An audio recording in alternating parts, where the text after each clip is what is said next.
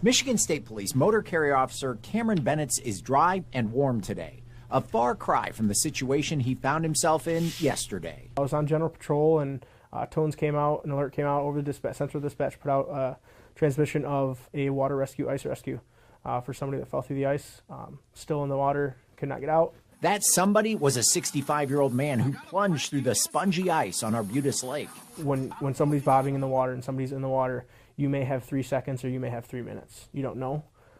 So first thing I did was grab the rescue disc and try to get out there as fast as I could. Racing from his patrol car and out on that same ice that had already proven a little too thin. As I made my way out, loud verbal commands trying to let him know, here, I'm coming, I'm here. Where did you come in at? So I could know your path, so I didn't go right down the same path he did.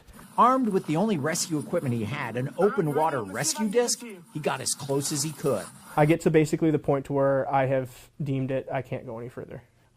For my safety, obviously, we can't create 2 victims.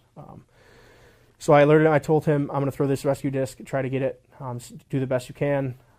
Had a great deployment on the rescue disc, landed right in front of him, but it just wasn't enough. It was about 5 to 10 feet in front of him. Not close enough. In a moment when minutes matter, Kammeron Bennetts took a second to think. You know, the instinct kicked in of, okay, I've used my tools. What else do I have? The only tool I had was a dog. Yep, turns out the man in the water had a dog named Ruby with him. A very good dog named Ruby.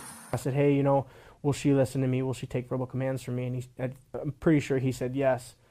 I asked her what her name was. He said Ruby. And the second I said Ruby, here she came. Officer Bennetts, highly trained. But nowhere in trooper school did they address what to do next. She comes up to me, and when I grab her collar, she sits down and looks at me, and the whole demeanor changed. It was time to go to work. I hooked it right to her collar, and she knew exactly what to do. At first, you could kind of see her like stumble, like what's going on with this thing, but after that, she knew exactly what to do. She went right to her owner. After talking with him later, he said that she just basically jumped right on top of him, said, here it is, do what you got to do.